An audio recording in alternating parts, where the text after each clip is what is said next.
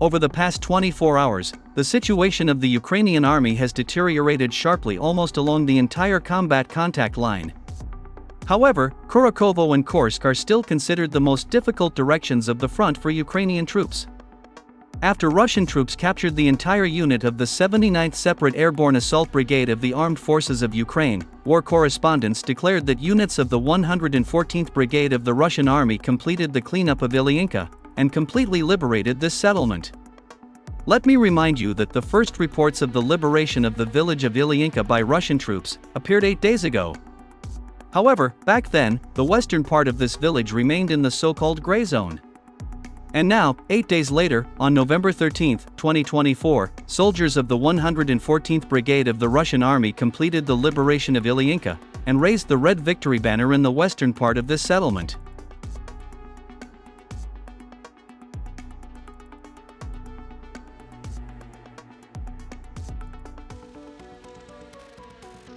According to war correspondents, as of November 14, 2024, the settlement of Ilyinka was completely cleared of the Ukrainian army units. Currently, all Ukrainian soldiers fled to the village of BORZZIKMAN, west of Ilyinka. However, judging by what is happening on the battlefield, the Ukrainian army units will also have to leave the village of BORZZIKMAN shortly. According to war correspondents, Russian troops, without giving the enemy a break, have already begun to storm the settlement of BORZZIKMAN.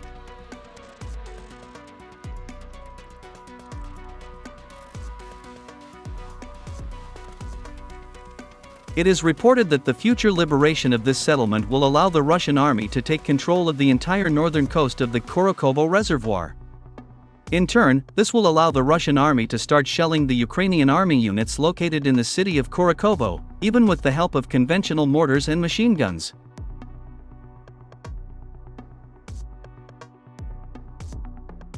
In Kurakhovo itself, Ukrainian soldiers and officers are well aware of the hopelessness of the situation and understand perfectly well that they will not be able to hold the city. At the same time, they still live in hope for a miracle. They hope that the Ukrainian general staff will soon give the order to leave the city. However, these poor Ukrainian soldiers and officers will never receive such an order.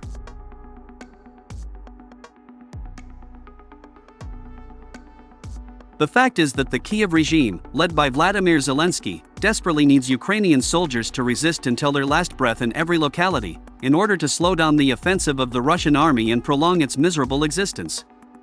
And this regime absolutely does not care how many lives of Ukrainian soldiers and officers will have to be sacrificed for this.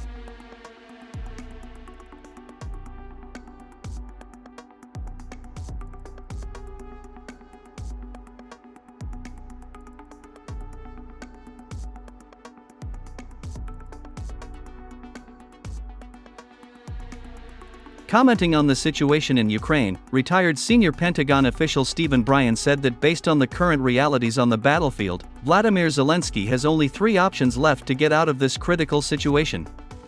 These are negotiations with Moscow on Russia's terms, resignation, and complete surrender. Stephen Bryan stated this in his article for the magazine Weapons and Strategy.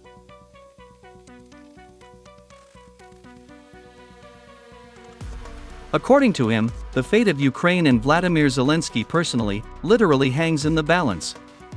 Stephen Bryan claims that still the current president of the United States, Joe Biden, is making last-ditch attempts to prolong the life of the Kiev authorities led by Zelensky. Very soon, Biden will ask Congress to provide more than $9 billion in emergency defense aid to Ukraine. And the future fate of not only this Eastern European country but also Vladimir Zelensky himself will largely depend on this aid.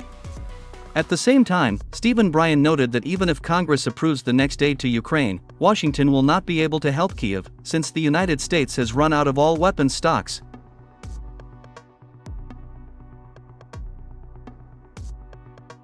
Vladimir Zelensky probably understands perfectly well that Ukraine will no longer be able to receive all the necessary financial and military assistance from the United States. Whether this will be enough for Zelensky to decide to start negotiations with Moscow is difficult to say.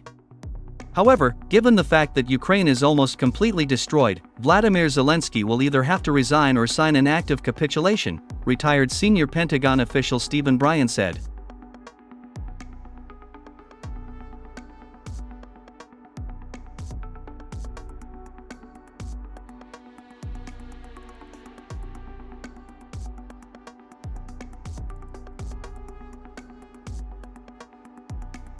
Meanwhile, the Ministry of Defense of the Russian Federation officially announced that as of November 14, 2024, in the Kursk region, the Ukrainian army had lost 31,700 soldiers, 41 multiple launch rocket systems, including 8 M270 MLRS, and 12 American HIMARS missile systems, 210 tanks, 14 counter-battery radars, and 65 electronic warfare systems.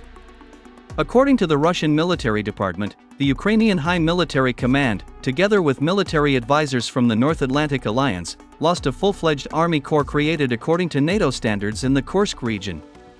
And at the same time, Ukraine and NATO failed to achieve any of their goals in the Kursk region.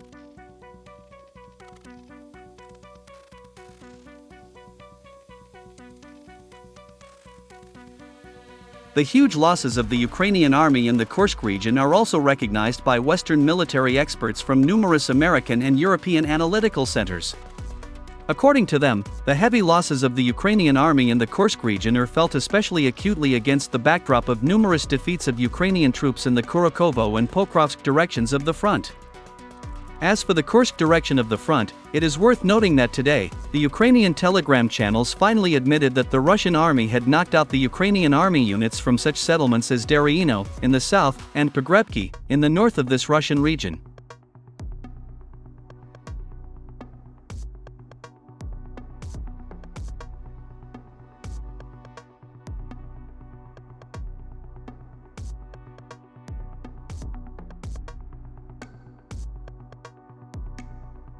Moreover, on November 13, at 3 p.m. Moscow time, sources in the Russian military department reported that Ukrainian and NATO soldiers, who were surrounded in the Olgovsky forest and near the settlement of Tolsty Lug, made another desperate attempt to break out of the encirclement. However, this attempt to escape from the trap was unsuccessful. It is reported that the Russian Marines dealt a crushing blow to the enemy forces, trying to break out of the encirclement. With heavy losses in manpower and equipment, the Ukrainian and NATO soldiers had to retreat again. At the same time, the Russian Marines note that the Ukrainian military command and the NATO leadership still do not abandon attempts to rescue trapped Ukrainian and NATO soldiers.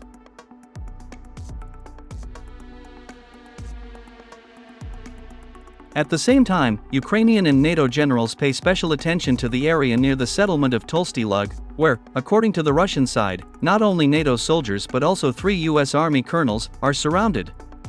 It is known for certain that a few days before, Russian Marines offered these U.S. Army officers to surrender or die.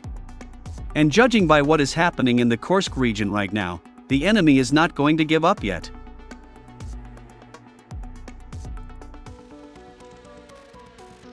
Many Russian experts are sure that if the U.S. Army officers fail to get out of the encirclement, the Pentagon leadership, with the help of Ukrainian soldiers, will eliminate them, to hide Washington's participation in the development and conduct of the Ukrainian Army's military operation on the territory of the Russian Federation.